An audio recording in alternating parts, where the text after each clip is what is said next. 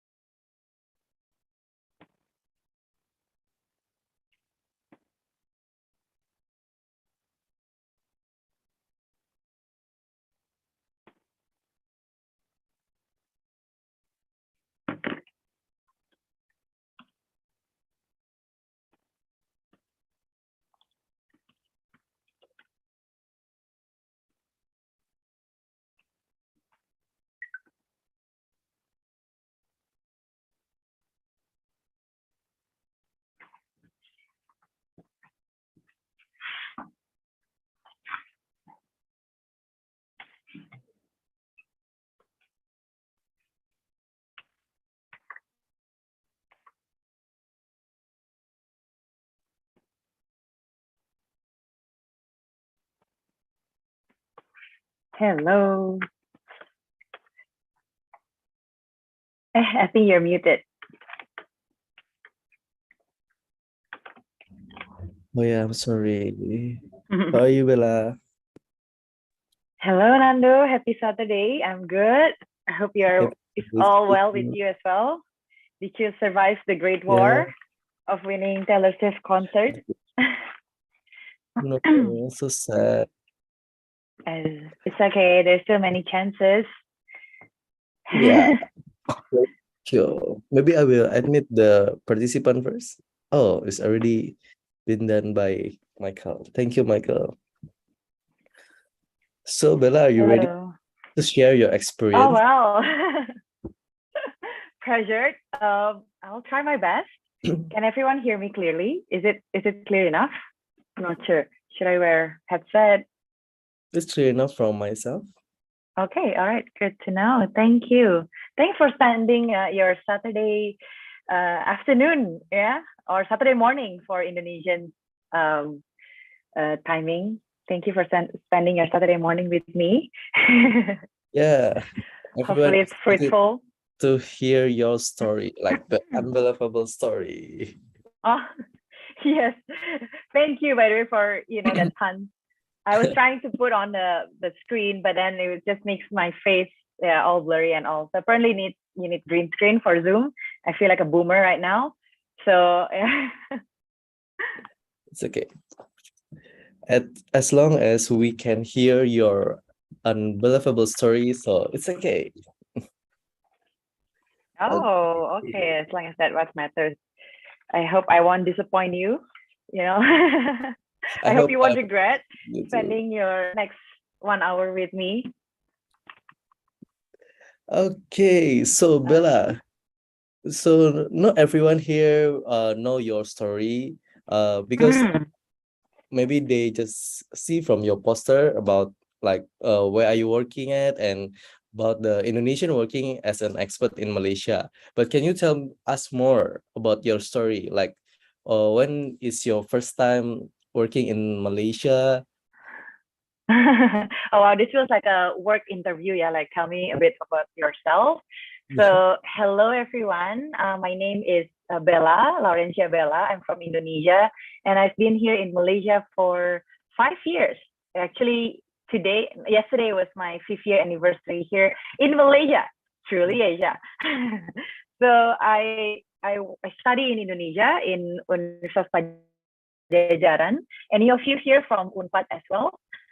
Actually, I'm also curious, like if you're like still studying or already working. So then, you know, but yeah, let me introduce myself first. Then I also would like to get to know our participants. So I study communication management in Faculty of Communication, Universitas Pajajaran. Graduated in 2017, and then started work in Uber before I moved to Malaysia as a social media specialist for a company called 123RF. If you know, it's something like the Shutterstock, Getty Images, all this e-commerce platform for design related stuff. So I started there as a social media specialist and then become the project coordinator to deal with universities around the world for their Pixlr for education. Pixlr is something like Canva. Yeah, and then I move out and join Agoda as we call it like partner development specialist, but it's more like a business development specialist role. And then currently I'm in the campus, so it's around that I'll be dealing with unity as well, and in Agoda. Yeah, so I think that's a bit about me. I'm not sure what else can I share. If I'm not working, you can find me in a Pilates studio or trying wall climbing or doing a stand-up comedy. I'm starting my hobby as a comic, and also emceeing or hosting. Yeah, so it's nice to be on the other side. Usually I'll be the one who hosts, but now I'm like the guest speaker. So no pressure, no pressure. Yeah. You have a work-life balance there. Oh, work-life balance. Well, I'm trying to. It's something that we all juggle, but I don't think it's always smooth. Some days it can be bumpy, but I always try because my value is also to, experiencing life. It's not about the end goal, right? But yeah, Nando, I'm also curious, like, where are the participants from? Are you all studying? Can they Yes, like maybe comment or drop your give comment in the chat, maybe. yeah, maybe in the chat, like, are you studying? Are you working? And then if you're studying, like, oh, I'm a student in this university, I'm a final year student in that university. Can you all maybe like type, or even like if you want to raise your hand and share as well, so we don't feel so alone. It's just me and Nando against the world. Sure, I will let you to be the co-host so you can share your Mera too. Oh, it's Putri Cempaka. Okay, Putri Cempaka. Let's see if okay. Yeah. Would you want to like drop the Hi. message? Hi, Putri. Hello. Hi. Where are you from? Hi, I'm Putri. I'm from Indonesia, but I'm Hmm. like searching for the work in Malaysia or KL, something like that, and I'm very excited about it. And thank you for this like webinar kind of stuff. And I am now a marketing communications manager in Indonesia. And it's just like, Wow. yeah, it's almost 4 years, and I need maybe I need to step up. I just like to want to hear more about the expat life and Malaysia related kind of stuff, and how do you get like the visa kind of thing, and how is working in Malaysia, something like that. It's very exciting. And I just dig down of it. Like maybe I would like to take another opportunity to work in Malaysia, something like that. Thank you, Bella. Nice meeting you, Putri. Thank you for sharing. Oh, okay. Now we know, like some people who are already working, but then they're just curious about how it looks like to work abroad. Yeah. Anyone else would like to share? Oh, we have someone here. Hello, Alcia. Nice meeting you. Nice to meeting you, Alcia. So she is a college student. Yeah, I believe like Ayo must have many, connections around ASEAN youth as well. So I see like some, I guess some Vietnamese people here as well. Is there anyone from Malaysia? Okay, you can drop your comment maybe. Where are you? Yes, but we can also start with the sharing, I guess. Yeah, sure. Mhm. Okay, maybe we can start talking about the another topic, Bella. So when you are like finding the jobs in Malaysia, where you find this job? Like, do you browse on the LinkedIn or some Okay, yeah, I think before going to like the tools and all, right, like maybe we can start with the why. Like, so I when I was in Universitas Pajajaran, I realized like, oh, I wanted to study abroad, but then my parents says like, oh, don't spend my money, earn their money instead. We don't have money to send you abroad, and I'm like, oh, okay. So I'm thinking like, yeah, you're right. Like, living in Jakarta is not easy. I'm from Bandung, by the way. With the competitive page, wage, and then also realizing like, oh, I still need to rely on my parents financially. So I'm thinking like, how can I, because I want to be able to learn English myself as well. And then one of the keys also just submerge yourself, like immerse yourself in that situation, or you have to speak English, right? So I self-taught myself English, and then on top of that, realizing like I want to study or work abroad, and I try everything from LinkedIn, JobStreet, messaging people who are like working abroad. But the thing is that as an Indonesian, especially, or even Southeast Asian people in general, it's not that easy, right? To be different, as in, like what can we offer differently other than our own market. And I feel like I don't want to be restricted of like, oh, I have to be an Indonesian role in Malaysia.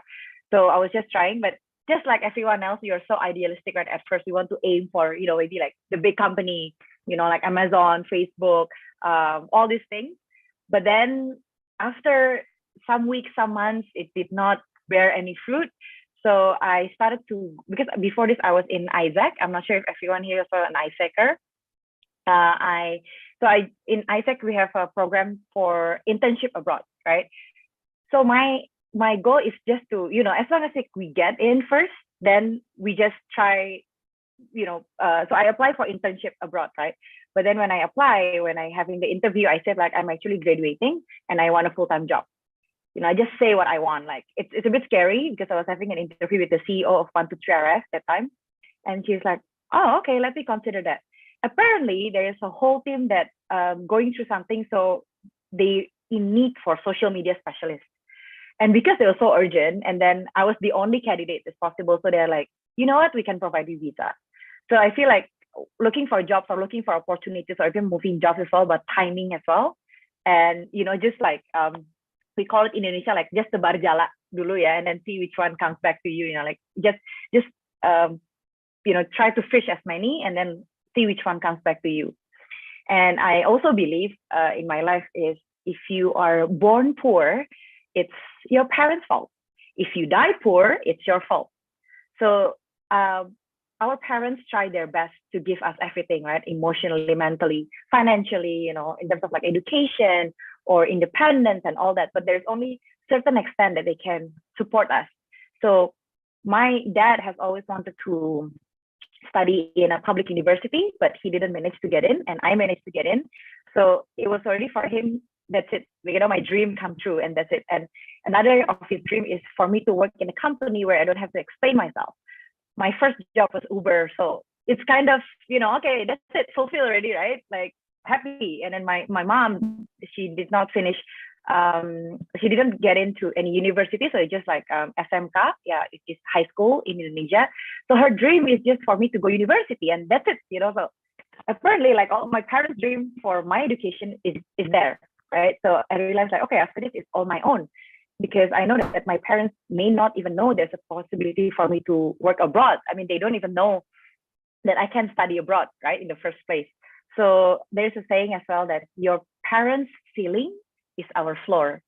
And this is what I want to emphasize, that we cannot rely on, even families or teachers or lecturers to help us with our own self-development, right? So we have to be the one who chase for it.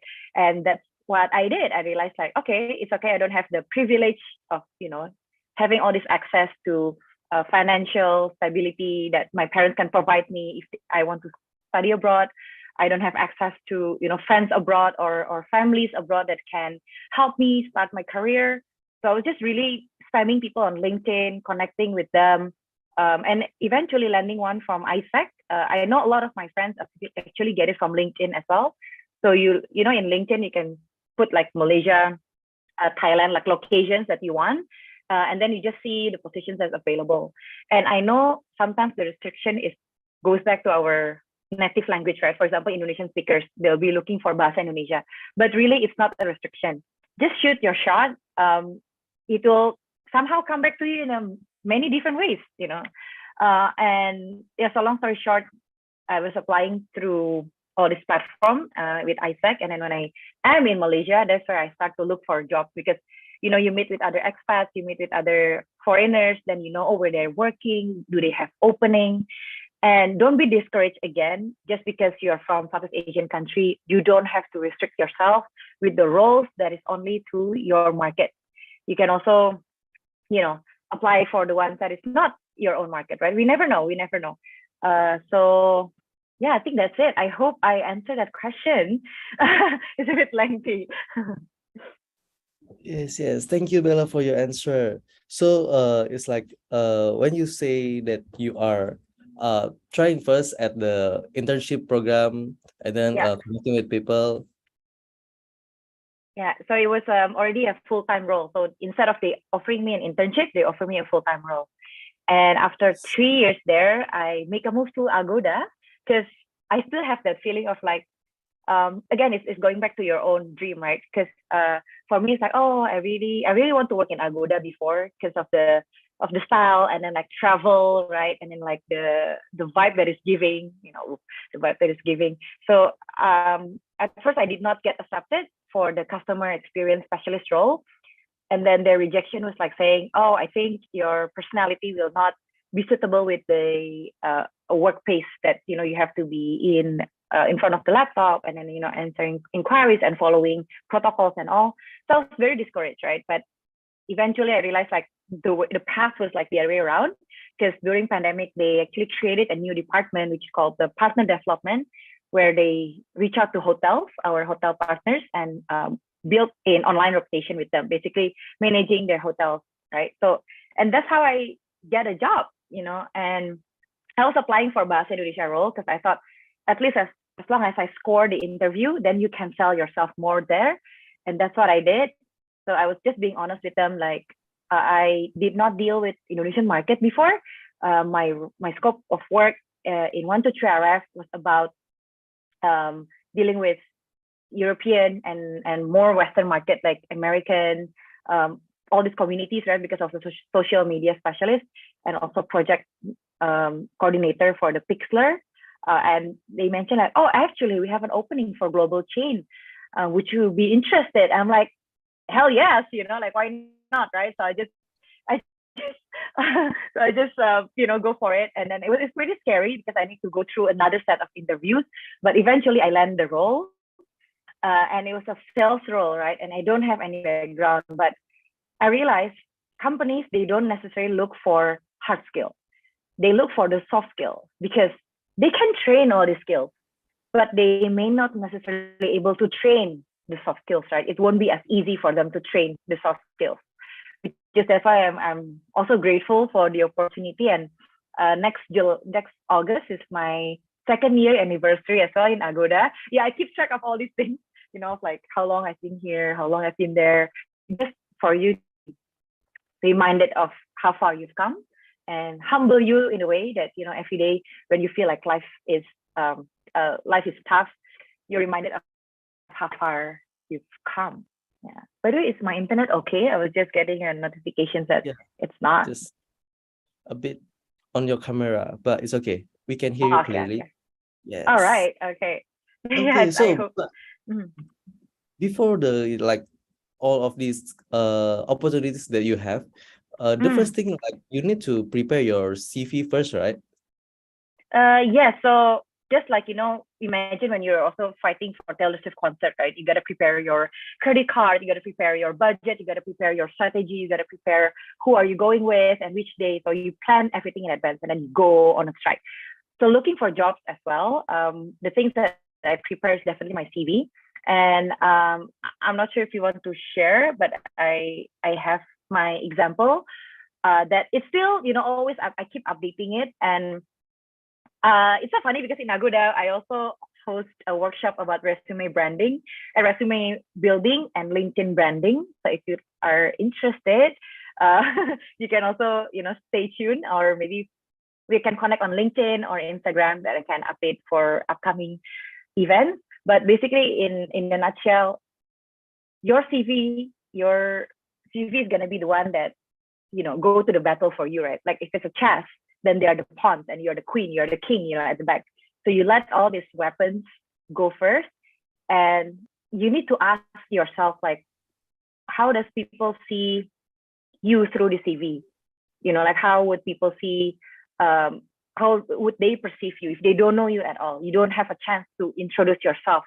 How can you make that first impression, right? Because there's only one chance for you to create that first impression, and CV is one way for you to do it. And there are two different things, CV and resume. You can Google what's the difference, but basically CV is usually more for academia, where it's very formal and usually it's used for academic purposes if you want to further your study and all. But resume is the one that you see in Canva. You see all this, beautifully designed, usually on the resume. So depending on what you are doing, I think for us, generally, if you are not in the academic area, resume is the way. But then again, I'm saying this from my own experience, and I adjust my CV based on, based on the company I'm applying to, right? So if the company that you're applying to, for example, you're applying to Netflix, you wouldn't put blue colors there, because Netflix is like red, black, right? So you try to adjust in all these small things. And other than that, also like the visual design of, you show it to your friends, you show it to your family. Like when I show you this, which one you see it first? Do you see my face, like that cue, visual cue? and making sure that within few seconds your CV able to capture the attention. Yeah, I'm not sure, Nando, do you want to share my CV just for an example also, or maybe like I will also meet some people from my previous work here as well. Yeah, or if you want me to review your CV, you can also slide a DM in my LinkedIn and I can help you. But again, this is just my personal help on this, not directly the people who would do interview for you, or be the one who is a deciding person for this. And I know that some of you already are managers, some of you maybe already like 5-7 years in your work. But this is just a sharing session that may be useful. Yeah. In the meantime, I will try to show your CV, but first, I need to do something else. Maybe I need to send you the question from the Instagram, Bella. So okay. she asked about like, because she is from university and this is maybe she like the fresh graduate and wants to apply for the jobs. What experience she should have in her CV? Oh, so yeah, if you talk about working abroad, of course, the international language is English, right? So you want to showcase that you're able to are fluent. You're basically fluent in speaking and perceiving English, right? And the thing about fluency is that sometimes people see that you're fluent based on your speaking. My writing until now is still terrible. Even my pronunciation is also still terrible. But the thing is that you just have to fake it till you make it. So learn how to be more fluent and using a lot of vocabularies. So not just always using things. My tips here is when you learn language, you don't translate it in your head. You describe the things in English. So for example, I see a lamp, right? You don't translate to lampu. In Bahasa Indonesia, it's lampu. You say it like, oh, it's a device, or like it's a machine that shines a light.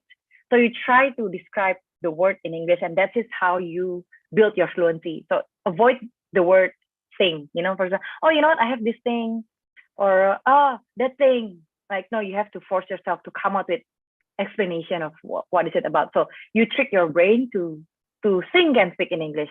So that's one. English language, definitely, right?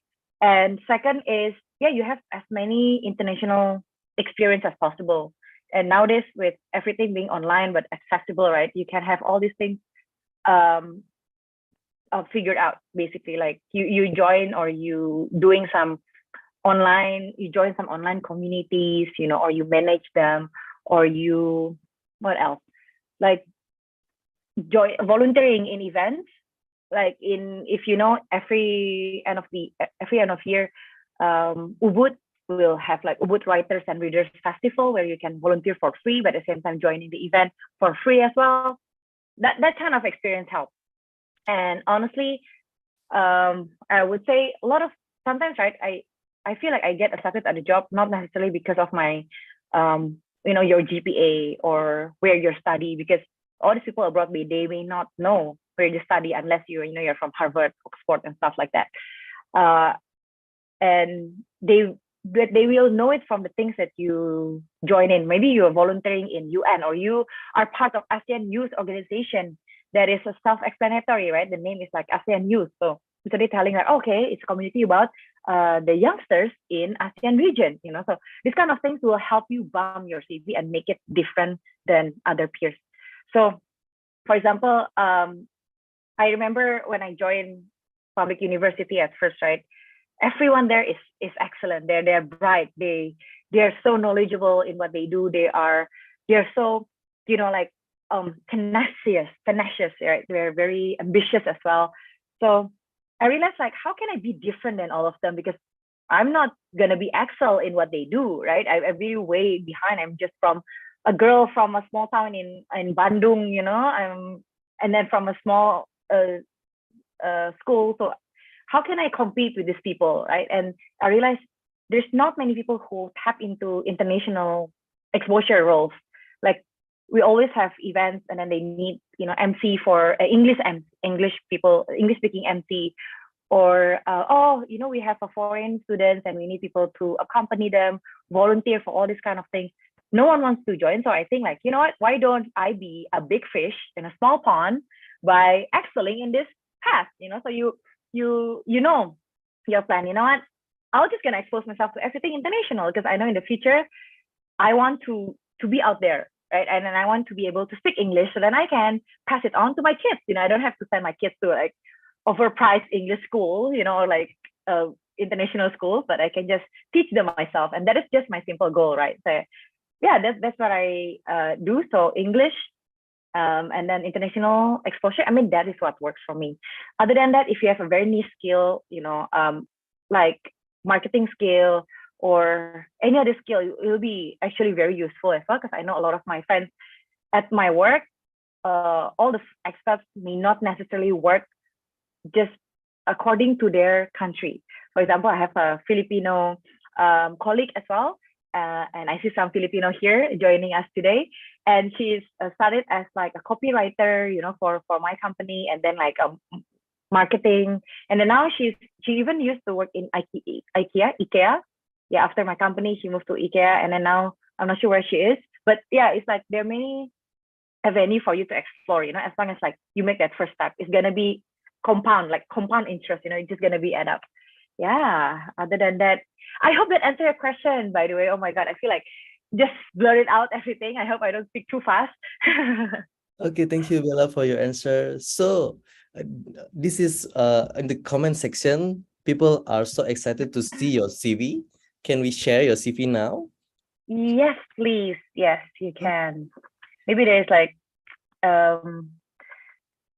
this is not the best example out there, but I try my best. But doesn't necessarily mean you can take everything, right? Just take what's useful for you. Just like this session, not everything is applicable for everyone, but at least it's you can take something out of it. Okay, I'm not sure if we can also share our screen instead. Okay, let's see. Oh wow, I feel a bit insecure now that my CV. Okay. Wait, let me try to share. Yes. So yeah, I hope to set everyone's expectations as well. Originally, we want to make this session more of like a Q&A, right? Like more just, interaction. So if you have any questions as well, can just ask directly. Okay. This is the CV of Laurencia Bella here.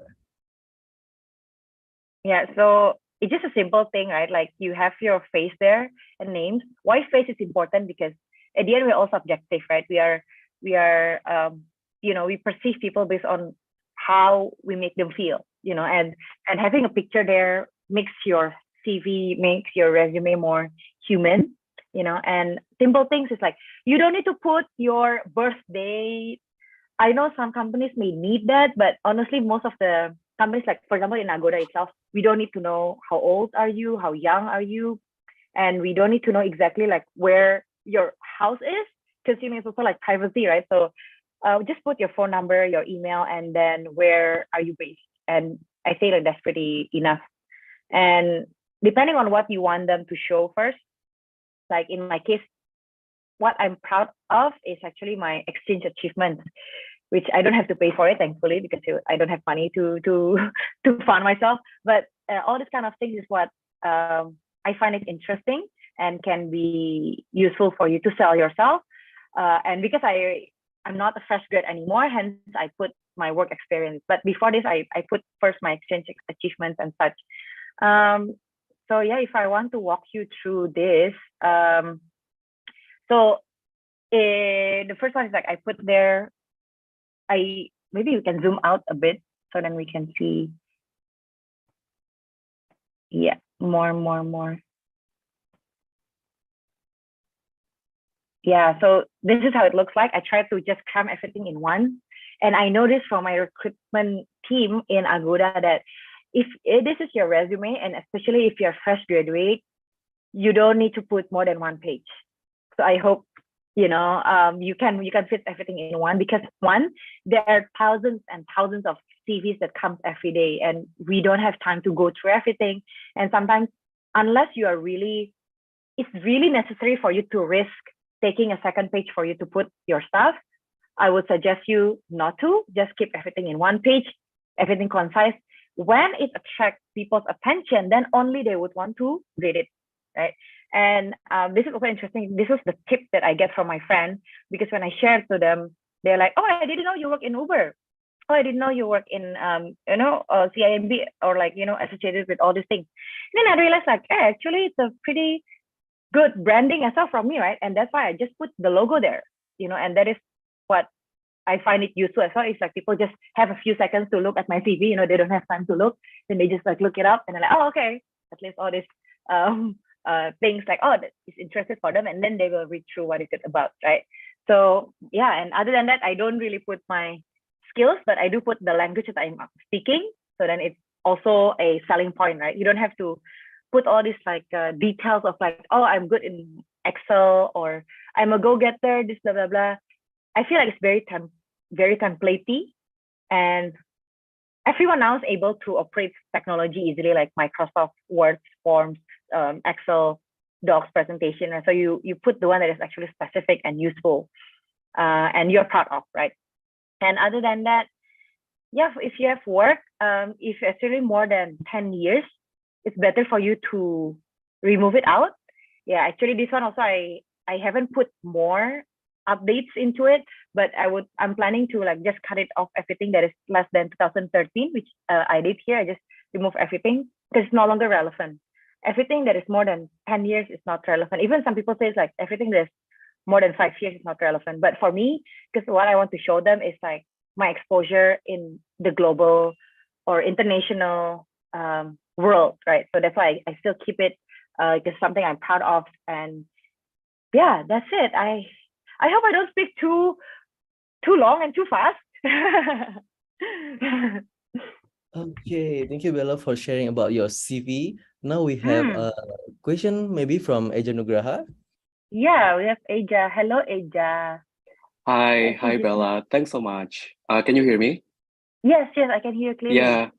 Yeah. First of all, thanks so much, Nando, for picking me up. I just have some questions related to your experience, Bella. I think it's just amazing to know that you have entered the Malaysia market there, and kudos for making it to Agoda, because I think it's a huge deal there.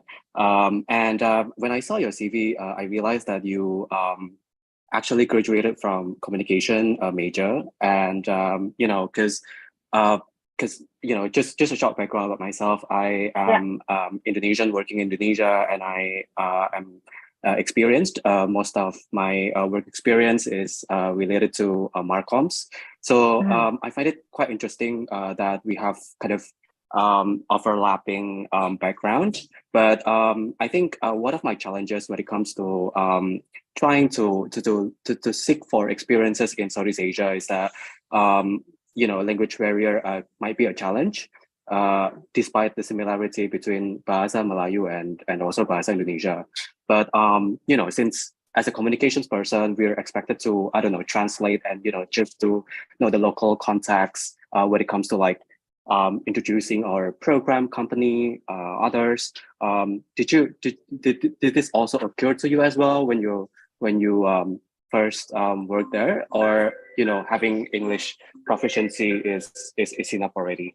And I think if I can have another question, how do you think expats from Indonesia excel in comparison to others, especially those coming from ASEAN? I mean, because obviously, if you're coming from Singapore, people can, I don't know, somehow can think of you as this like highly qualified graduates or like experienced professionals. But coming from Indonesia, how do you think that excel from the others? And sorry, but like if I can also have the third question, how do you think working in Malaysia? What do you think about working in Malaysia so far? Because I have some friends working in Thailand, And to be really honest, I'm sorry if I open the Pandora box here, but like when it comes to the salary, I think it's not as different as jobs in Indonesia. But then when it comes to Malaysia, how do you think the perks there, differ from other Southeast Asian countries, for example? So I guess, yeah, that's all. Thanks so much. Thank you, Aja. Also, yay, thank you for your kind message as well on top of the very interesting questions. Yeah. So what were we can answer the first questions first, right? Yes. What was it again? They're just asking like yes, it was the language barrier, yeah. Okay, so of course it scares me. Like I'm telling you, like 5 years ago when I first working, my English is not as fluent, but by the way, Aja, your English is also very good. Like I find it's very easy to understand, and you shouldn't be discouraged about it. And okay, one thing this is maybe unpopular opinion, but as an Indonesian, learning about English in Indonesia, it's hard. Why? Because people will judge us for the possible mistakes that we'll be making, right? And or like we feel just more like people will judge me more because maybe like we're from the same country, so we may know like what kind of like mistakes we'll be making. So it's easier when you talk with international people because you'd feel like there's no fear of like people will see me like, oh, you talk English, or like, oh, very all this kind of thing. So that is what liberating for me, that I'm able to surround myself with international people and then just like learn from there. And because when you're talking with international people, they don't really pay attention. They just like, oh, you're able to speak English, they're already happy about it. Just like when we meet bule, right? Like they speak just a bit like, saya suka berbahasa Indonesia. And we're like, wow, amazing, So the same, like people also, when we say just like a little bit English, even if it's wrong, they will appreciate it, right? And sometimes people who are not appreciating it is people who understand where you're coming from. For example, I say like, she likes to eat, and then we're like, we know where she's like, like, oh, it's supposed to be she, and then things like that, right? So to avoid all these insecurities, I would say the international exposure will help. But other than that, more than fluency of the English itself, it's about the confidence. People, honestly, right? Like you can speak the shittiest language or shittiest pronunciation, as long as you're confident, it will take you far. And that's why I said like fake it till you make it. I have no family here. I have no idea how Malaysian is gonna be. Actually, I grew up, even all the news and everything in Indonesia makes you hate Malaysia, right? Because they take our rendang, they take our this, and then Malaysians also like, oh, I hate Indonesians because they all these things. We always have quarrel and all that. So I don't have good perception at first of Malaysia and how it looks like, and I don't have close friends as well. But you know what? Just when your value that push you is stronger than your fear, that's how magic happens, right? If you keep being afraid of like, oh, if I go here, then it's like this, or if I go here, you won't get anywhere. And honestly, we will never be 100% ready for everything. Like I don't think I'm, like I'm telling myself like, oh, I'm ready to move to Malaysia in 2018. If I'm given a chance, maybe I would want to wait first. Maybe I would want to, maybe I want to do this first. I want to excel my English first. But the thing is that if we keep waiting, we're gonna wait for the rest of our life. And a lot of people, they just gonna, okay, when we are looking for jobs as well, right? I am in Agoda, and I can say that looking for talent is also not easy. Why? It's not only about the first qualification, right? But second, would that person also want to be relocated, or would that person want to be with us, or is the working style match the manager? So a lot of things going on in the background. And although yes, we say like a lot of like people applying, but they may not be suitable. And it's not because oh, we are here and then people cannot make it to the cut. No, it's not like that. But sometimes, as mentioned, like when I apply, they say like, oh, you're too, in a short, like I would say, maybe I'm too talkative, or like I'm too out of the box. So it's hard for me to work with something that is, organized and all, right? And so, yeah, sometimes it's not match. It's because it's not that we are not good enough, but it's just not match. And the more you expose yourself, the more you have all these weapons out, like you update your LinkedIn, you have your CV out, it will benefit you at the end.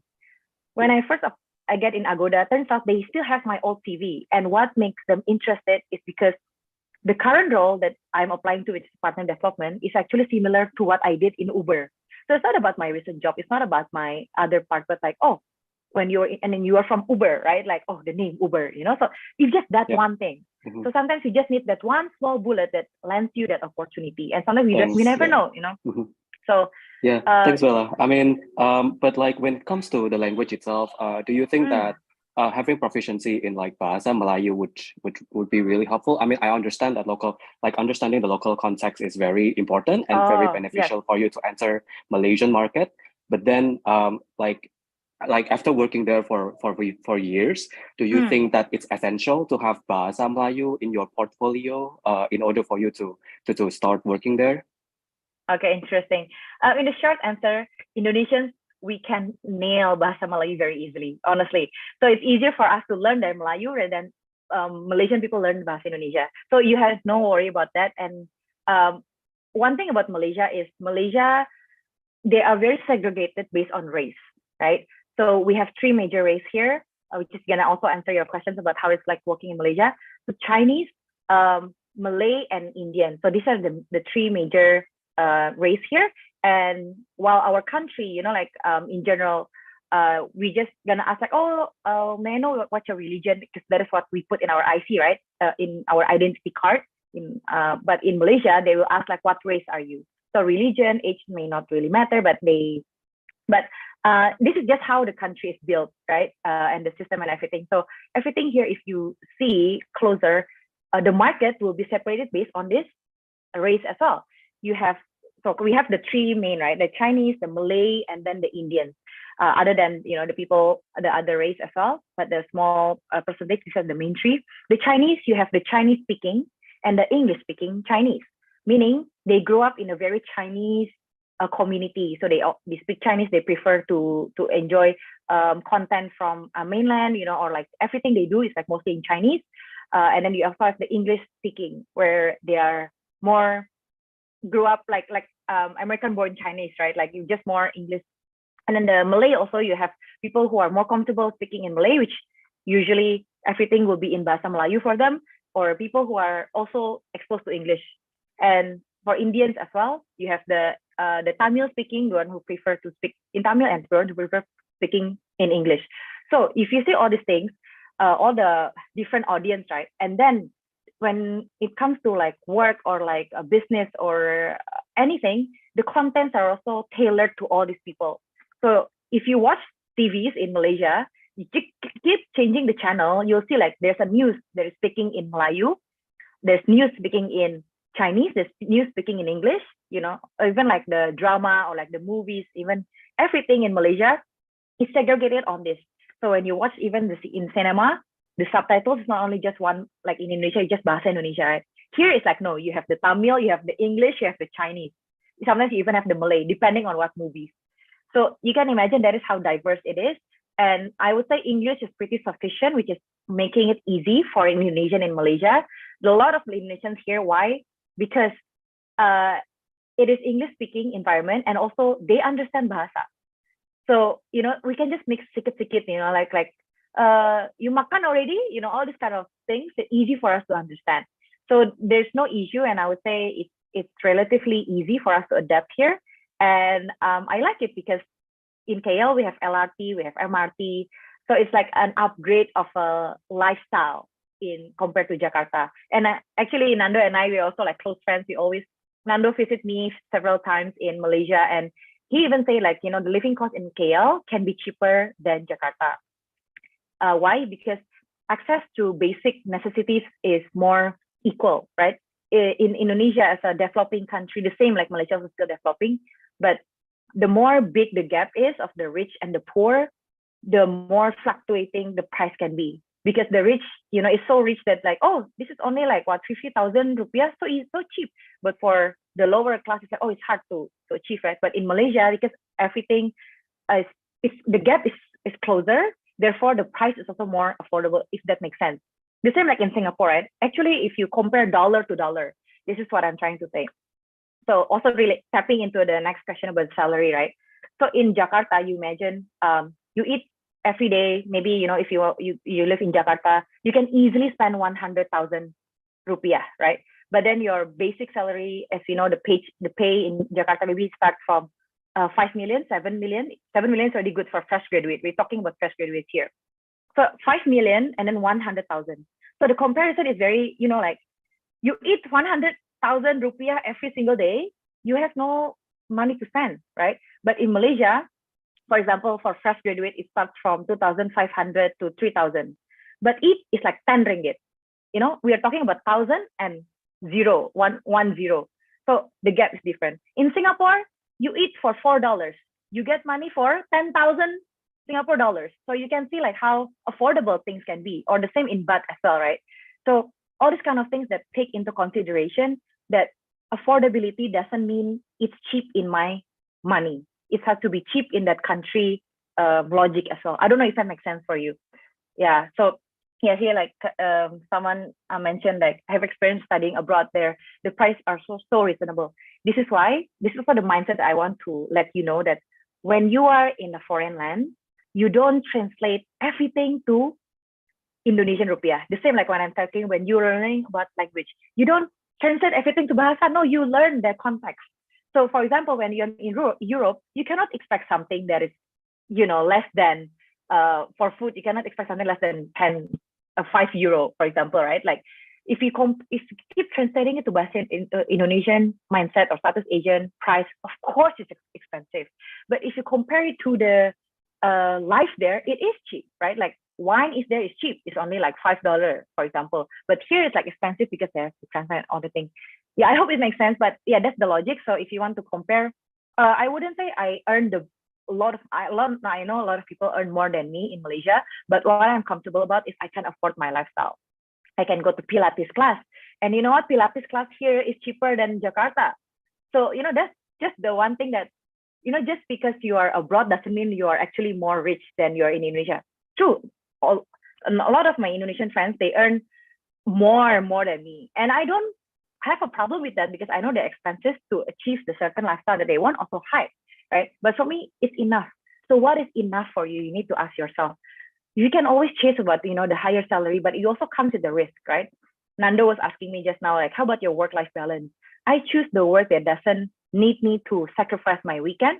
I choose the work that doesn't sacrifice me on my off days. And I know some roles requires you to work on weekends, some roles work you on shift, but they can earn a lot of money because of the shift allowance, right? So going back to what you want, how you want to live your life. And I don't want to wait for the life that I want. Like, for example, later life, if I have money, I will do this. When I have money, I will do that. Honestly, we never know, because I realized life is short. I lost people along the way, my friends that passed away and stuff, and that makes me realize on life is just so fragile. And you ask yourself, what would you regret if you need to die tomorrow? It's a bit deep, but like this is why I used to think, like, if you need to die today, what are going to be the things you regret? There's a research about this, that most people, we regret the things we didn't do more than the things we do. We won't regret of going to travel, right? Like, of course it's money, it's like this, blah, blah, but we won't regret of doing things that scares us. If you ask yourself, the things that we regret is mostly the things we didn't do. Until now, I still regret that I didn't go to like Taylor Swift concert 1989 back in December 2017. See, I still remember all details because I know I regret I didn't go. So, or I regret that I actually did not apply for beasiswa back then when I was in Jarum. I remember it was like Jarum beasiswa when I was in Unpad, right? Until now, it's still lingering. But I even forget of the things that I actually did. I go to Erasmus, I joined the CIMB. I didn't regret that. I still remember the things I didn't apply to. Not even that I didn't get accepted. I didn't apply. I didn't even try. So I hope that you don't need to live with this regret as well, and you don't have to pass it on to your, future offspring, because sometimes that's not happening, right? Like generational trauma or like, pressure is being passed down because of that. Like my dad, like keeps saying, I didn't manage to go to public university. I didn't manage to go to public university. He just speaking out to me since I was born, So I grew up thinking like, you know what, let me just go public university. Although deep down, maybe it's not what I want, right? But that's why.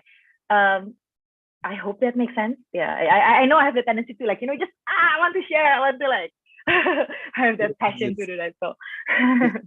How about Eja? I think it's all answer the question from you. Thanks so much. Thanks so much, Bella, for the insights. I think, it's very exciting to hear your story, and I know that you are very excited to share your story. So thanks so much. I think that answers all the questions at the same time. Yes. Thanks. Yeah. And no, don't be afraid. Again, like, this doesn't have to be related to your language, because a lot of like, as long as you just expose yourself, get into the interview, get yourself being exposed, that's good enough for you to, your stepping stone. Other than that, there's a saying like, you do your best and let God or let universe and let life do the rest. As long as you did your best. Yes.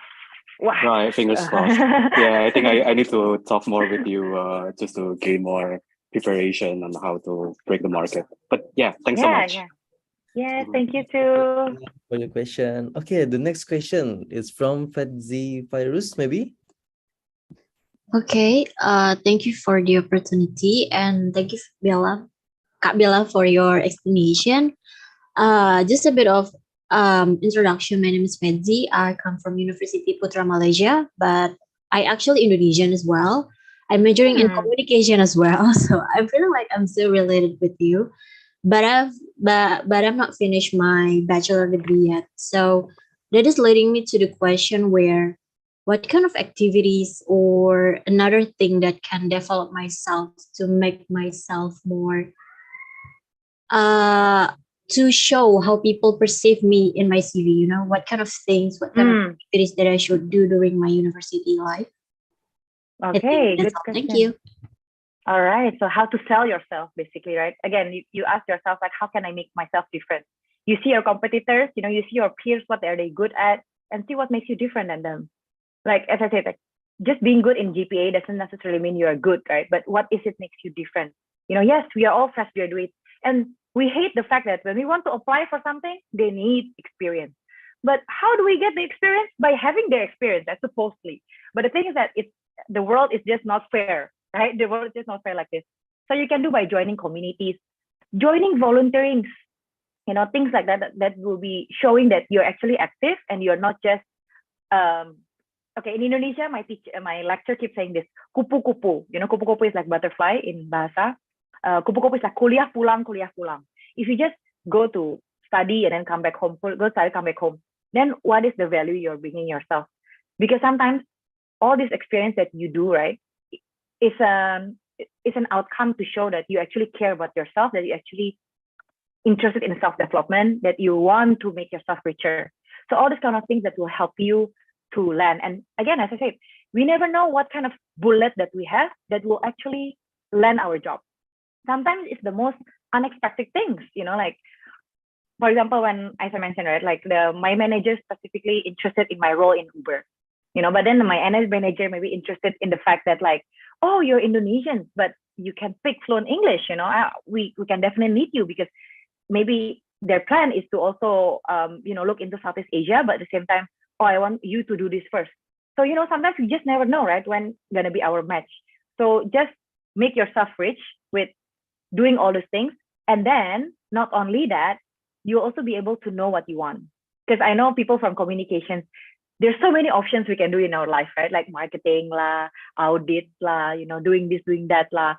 But sometimes we don't know what we want. And since we are young, we are always forced to be like, mention like, oh, what do you want? What do you want? Honestly, ladies and gentlemen, I am 28 years old and I still don't know what I want. That's why I'm still exploring me being a stand-up comedian, me doing this, me. If you see in my CV, sometimes like, oh, I started as this social media and then project and then recruitment and then all these things.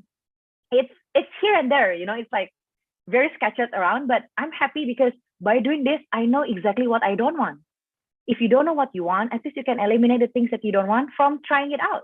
Because what's the worst that could happen? You join this community, for example, and you don't like it, well, at least you learn something.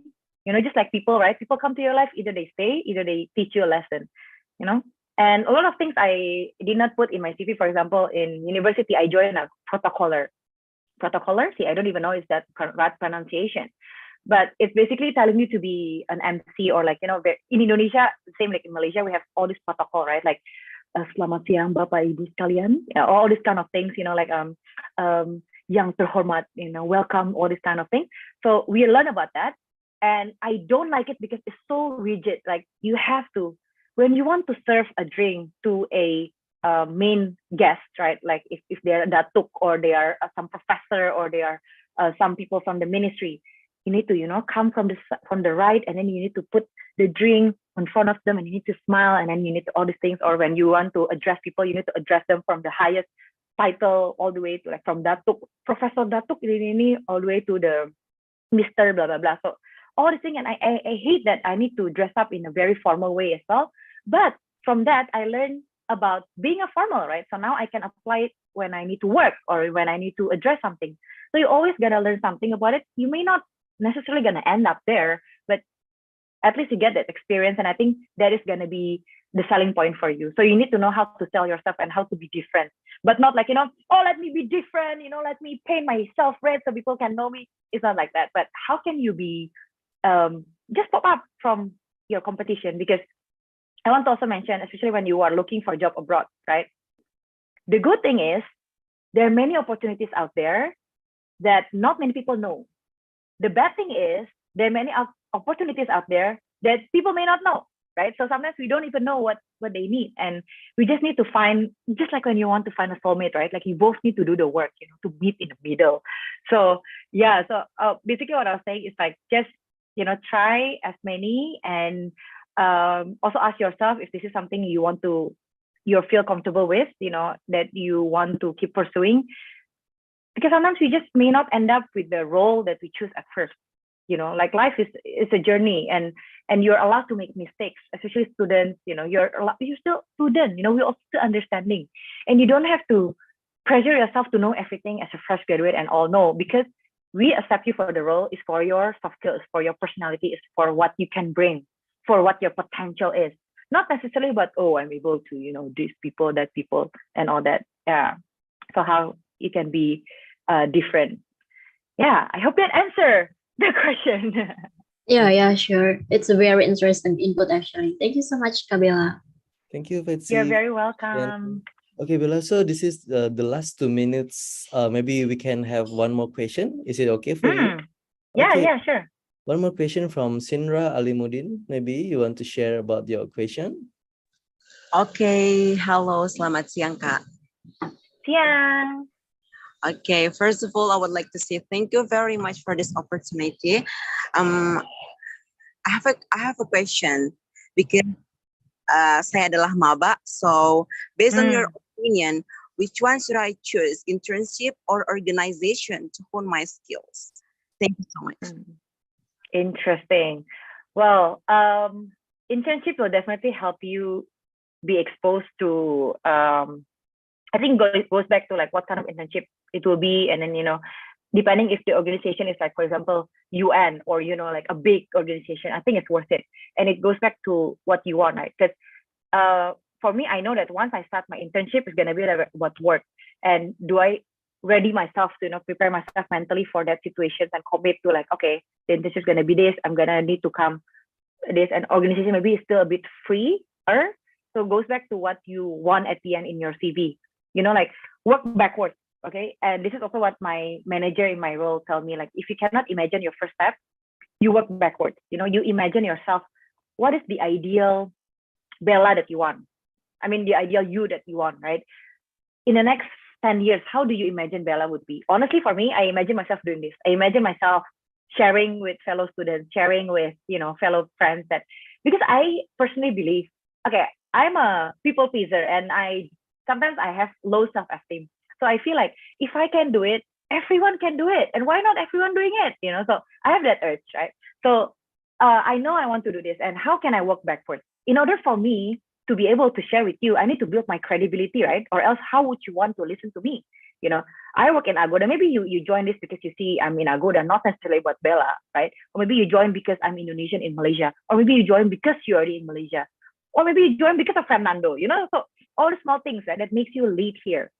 So if that's the case, then you also build your own case. What do you want in the future? How would you want to be? And then like, will this internship help me get closer to that?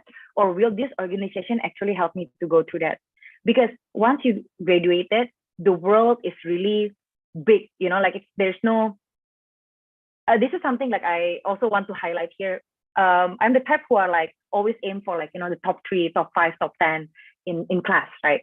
And then once you graduated, actually life is it's just not fair. You see people who maybe score less than you, or the one that you perceive like, why they can, why can I not?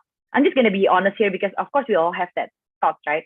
But then you realize it's all about luck. It's all about the things that they do that maybe, it leads them to all these things, right? And doesn't mean necessarily just because they land their job first, just because they work in a big company, doesn't mean they are better than you. Because what are we competing about? We just compete with ourselves. We just compete to be the happiest and then the most content human for ourselves, right? It's not about others. We're all busy with our insecurities, so we have no time to like compare ourselves to others, or like people think like, people will perceive me this way.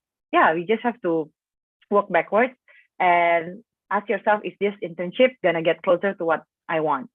And make sure that you have the capacity to do that as well, right? Maybe you've been working, you've been studying so hard, and give time to get to know yourself. Because once you start work, there is no stopping.